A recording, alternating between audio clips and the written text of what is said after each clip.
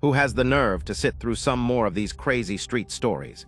I remember when we heard about Tupac and then Biggie, but it's like the news is what it was then, but now it's like it's on crack. Social media is busting at the seams with news about Gucci Mane getting robbed. And so many opinions from the streets say to go the street way and get it back in blood.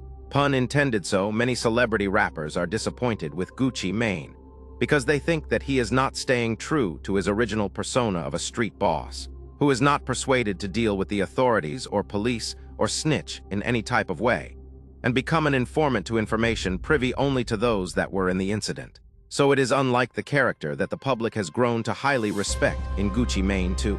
What the public perceives as snitching. Now let me clarify, when I say public, I really mean to say individuals who grew up in urban areas, pledging some type of subconscious oath to live by the rules of street life. So this would be people that consider themselves to be so-called ghetto, or hood, or street, or in females' urban vernacular, it would be considered ratchet.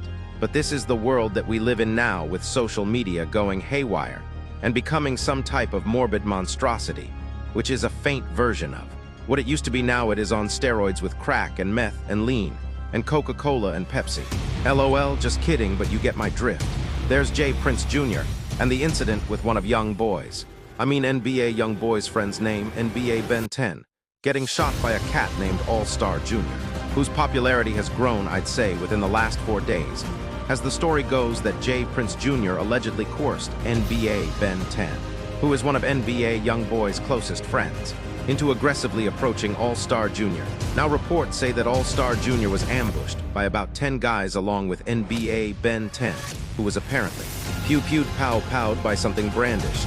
All-Star Jr. just released a video entitled Expensive Wristwatches, which has hundreds of thousands of views within 48 hours.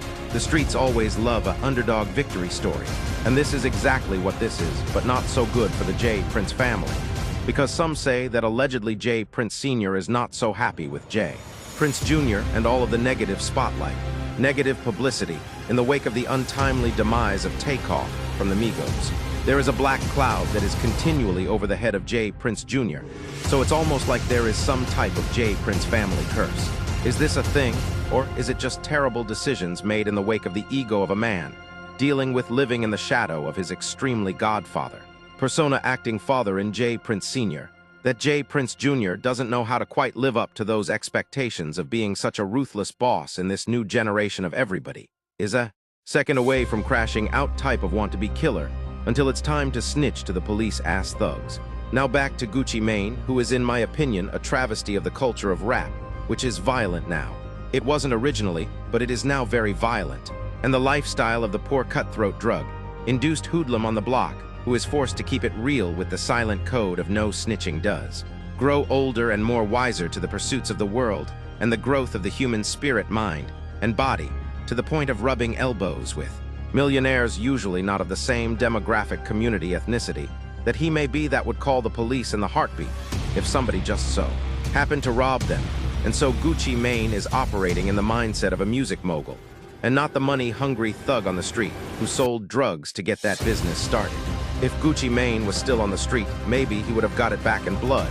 But this man ain't been on the street in a long time. He's been in a mansion with millions upon millions of dollars linked to executives.